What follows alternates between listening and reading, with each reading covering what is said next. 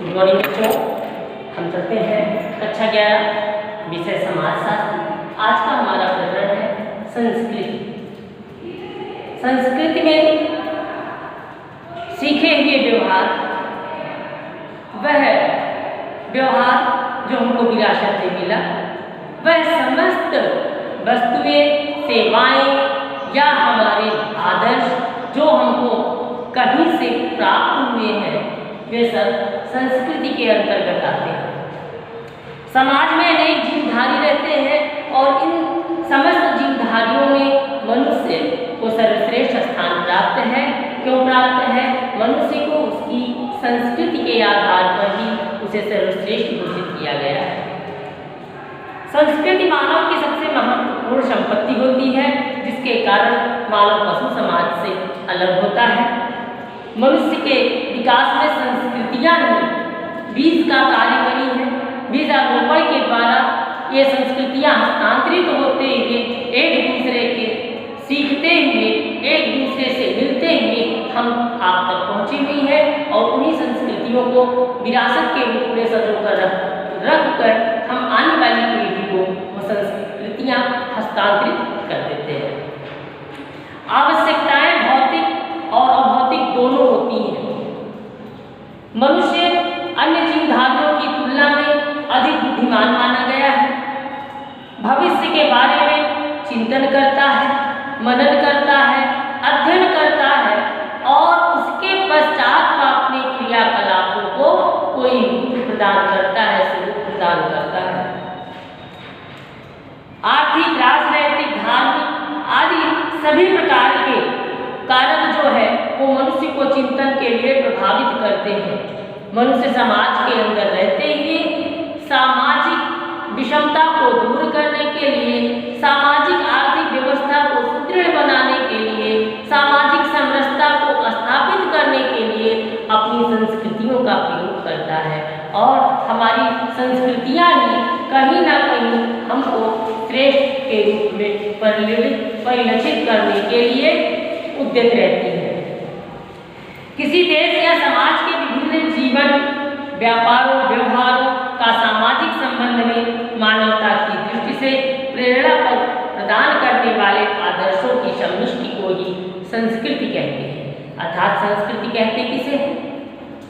जो हमें कहीं से प्रेरणा प्रदान करे, वह समस्त वस्तु, सेवा और मनोभाव जो हमको प्रेरित करते हो किसी अच्छे उद्देश्य के लिए, कार्य के लिए, वह सब क्या होती है? वह सब संस्कृतियाँ होती हैं। संस्कृति का शाब्दिक अर्थ, संस्कृत का अर्थ के अंतर्गत हम देखें तो संस्कृत का शाब्दिक अर्थ अंग्रेजी के कल्चर का हिंदी रूपांतर है। संस्कृत शब्द संस्कृत भाषा का है। संस्कृत व्याकरण के अनुसार सम उत्तम उपसर्ग कृष धातु से तिल से प्रत्यय होने पर संस्कृत शब्द उत्पन्न होता है, जिसका सरल अर्थ होता है उत्तम कृषि, अर्थात देह, इंद्रिय, प्राण, मन, बुद्धि आदि की उत्तम सम्यक चेष्टाएं या हलचलें। इसमें लैंगिक, पारलौकिक, धार्मिक, आध्यात्मिक, आर्थिक, राजनैतिक सभी प्रकार के अभ्युदय, उन्नति की अतुल चेष्टाएं आ जाती हैं। वैसे तो देहात की अच्छी बुरी सभी चेष्टाएं कृति है, किंतु उनमें अच्छी बुरी सभी चेष्टाएं संस्कृत समकृति कही जाती हैं, अर्थात यही संस्कृति बन जाती है। हमारे रीति रिवाज, हमारे आचार विचार, हमारे व्यवहार जो हम एक पीढ़ी से दूसरी पीढ़ी को हस्तांतरित कर देते हैं, यही हमारी संस्कृति हो जाती है। संस्कृति शब्द का अगर हम उद्गम संस्कार शब्द से लिया गया है। अगर हम ये देखें कि संस्कृति आई कहाँ से, तो संस्कार से। हमारे संस्कार हमारी संस्कृति को परिभाषित करते हैं। जिस प्रकार हमारे अंदर संस्कार विद्यमान होंगे, उसी प्रकार की संस्कृतियाँ हमारे चेहरे से, हमारे कर्मों से, हमारी वाणी से झलकेगी। ये संस्कृति का मनुष्य के मस्तिष्क और उसके शरीर पर प्रभाव है। एक प्रभावशाली व्यक्ति की संस्कृति अत्यंत ही उत्तम होगी। चोर डाकू तमाम बदमाश पड़े भरे हैं इस दुनिया में, कहीं ना कहीं उन पर उन संस्कृतियों का प्रभाव है जहाँ से उनकी मानसिक बुद्धि दुर्बुद्धि के रूप में बदल गई। कहीं ना कहीं से वो प्रेरित होकर इन कार्यों में लिप्त है, अर्थात उनको उस प्रकार के संस्कार दिए गए या उन्होंने किसी से प्रेरणा लेकर उन संस्कारों को ग्रहण कर लिया, धारण कर लिया। इसलिए ऐसी संस्कृतियाँ जो समाज के अनुकूल नहीं है, समाज ने उनको सर्वप्रथम बहिष्कृत कर दिया। सबसे पहले ही त्याग कर दिया है मनुष्य के लिए।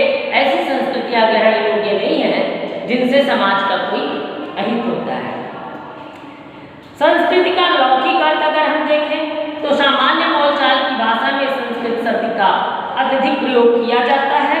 साधारण लोग ऐसा समझते हैं अमुक परिवार सुसंस्कृत है, बहुत अच्छा है, उसके विचार बहुत अच्छे हैं, उनका व्यवहार बहुत अच्छा है, उनका परिवार आदर्श परिवार है। तो जहाँ पर ऐसी चीज़ें प्राप्त हो उसको हम संस्कृति वाला परिवार या सुसंस्कृत परिवार की श्रेणी में ले जाते हैं। अच्छे गुण वाले उपयोगी इन गुणों से रहित वस्तुओं को पृथक करने के लिए संस्कृति का प्रयोग होता है। जब लोग ऐसा कहते हैं कि हमारी संस्कृति अच्छी है तो उसका तात्पर्य अपने जीवन में उस ढंग से होता है जो अपने पूर्वजों से विरासत के रूप में मिलती है। मैथ्यू और नालांड कहते हैं कि संस्कृति व्यक्ति के स्वयं कुछ होने में है, ना कि किसी वस्तु के अपनाने में। कहीं से किसी चीज को देखकर हमने नकल कर लिया, वह हमारी संस्कृति नहीं है। वो तो हमने किसी दूसरे की संस्कृति को अपना लिया है, वो हमारी विरासत की संस्कृति नहीं है। संस्कृति व्यक्ति की आंतरिक मानसिक अवस्था का दूसरा रूप होती है। कुछ विद्वानों ने संस्कृति को धर्म से भी जोड़ा है, कहीं कहीं इसका अर्थ शिक्षा से भी लगाया जाता है। अधिकांश व्यक्ति सुसंस्कृत समाज का अर्थ शिक्षित समाज से लगाते हैं, जो गलत है। कुछ विद्वान पैतृक परंपराओं को ही संस्कृति समझ बैठे हैं, जो कि भ्रमपूर्ण है। इस प्रकार संस्कृति के संबंध में अलग अलग भ्रांतियाँ हैं और संस्कृत मुख्य रूप से उस भाषा में आती है जहाँ से जो वस्तुएं, सेवाएं, आचार विचार, व्यवहार या प्रकृति हमको अपने पूर्वजों से विरासत के रूप में मिलती है, उसी को संस्कृत के आधार पर जोड़कर हम उसको संस्कृति की संज्ञा प्रदान करते हैं। संस्कृत की परिभाषा।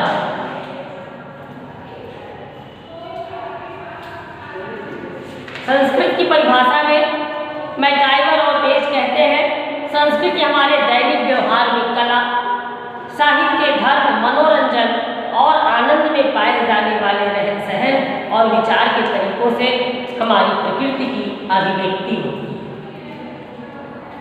वीरस्टीडीज कहते हैं संस्कृत उन सभी वस्तुओं की जटिल समस्या है या समग्र है जो समाज के सदस्य के रूप में हम सोचते और रखते हैं।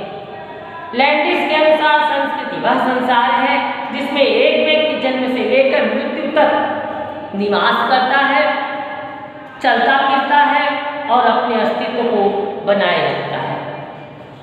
बोगार्ट्स ने कहा कि संस्कृत किसी समूह के कार्य और विचार करने की समस्त रीतियों को कहते हैं।